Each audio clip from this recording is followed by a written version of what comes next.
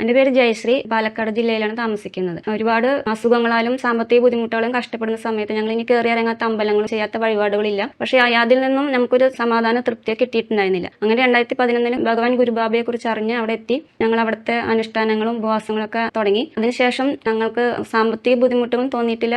അസുഖങ്ങളെല്ലാം പൂർണ്ണമായി മാറി. പിന്നെ ഭഗവാന്റെ അനുഗ്രഹം എന്ന് പറയുന്നത് ഭഗവാൻ ദർശനം തരുന്നത് ചിത്രശലഭങ്ങളിലൂടെയാണ്. ചിത്രശലഭമായിട്ടും സുഗന്ധം തോന്നാറുണ്ട്, നാവിൽ നല്ല മധുര ടേസ്റ്റ് തോന്നാറുണ്ട്, മധുര രസം തോന്നാറുണ്ട്. വീട്ടിലെപ്പോഴും ചിത്രശലഭങ്ങൾ വരാറുണ്ട്. ഇപ്പോഴും അന്തരീക്ഷത്തിൽ സുഗന്ധം തോന്നാറുണ്ട്. ആശ്രമത്തിൽ വരുമ്പോഴും തിരിച്ചു പോകുമ്പോഴൊക്കെ തോന്നിയിട്ടുണ്ട്. പിന്നെ വീട്ടിൽ നമ്മൾ എന്തെങ്കിലും അശുഭ കാര്യങ്ങൾ ചെയ്യുന്ന സമയത്ത് നാവിൽ കയ്പ് രസം തോന്നാറുണ്ട്. നല്ല അനുഭവങ്ങൾ വരുമ്പോൾ മധുര രസം തോന്നാറുണ്ട്. പിന്നെ ആശ്രമത്തിൽ വന്നതിന് ശേഷം ഉപവാസങ്ങളും തുടങ്ങിയതിന് ശേഷം ഈ സാമ്പത്തികമായി ബുദ്ധിമുട്ട് ഇതുവരെ തോന്നിയിട്ടില്ല. എപ്പോൾ പൈസയ്ക്ക് ബുദ്ധിമുട്ട് തോന്നുമ്പോഴും എപ്പോഴും ഭഗവാൻ ഏതെങ്കിലും മാർഗത്തിലൂടെ പൈസ കയ്യിൽ എത്തിച്ച് തരാറുണ്ട്. പിന്നെ ഉപവാസം തുടങ്ങാൻ മെയിനായിട്ടുള്ള കാരണം എനിക്ക് ശാരീരിക സുഖം ഒട്ടും ഉണ്ടായിരുന്നില്ല. അസുഖങ്ങളെ കൊണ്ട് ഒരുപാട് കഷ്ടപ്പെട്ടിട്ടുണ്ടായിരുന്നു. അപ്പൊ പൂർണ്ണമായിട്ട് അത് മാറിക്കിട്ടി. ഗുരുവായൂർ ക്ഷേത്രം പടിഞ്ഞാറേ നടയിൽ നിന്ന് മമ്മിയൂർ ക്ഷേത്രം വഴി പോകുന്ന മെയിൻ റോഡരികിലാണ് പ്രത്യക്ഷ ദൈവം ഗുരുബാബയുടെ സന്നിധാനവും അന്ത്യശരണം ദക്ഷിണേശ്വര ക്ഷേത്രവും. കൂടുതലറിയാൻ സന്ധ്യയ്ക്ക് 6 മണി മുതൽ രാത്രി 10 മണി വരെ വിളിക്കാം. 9495510111.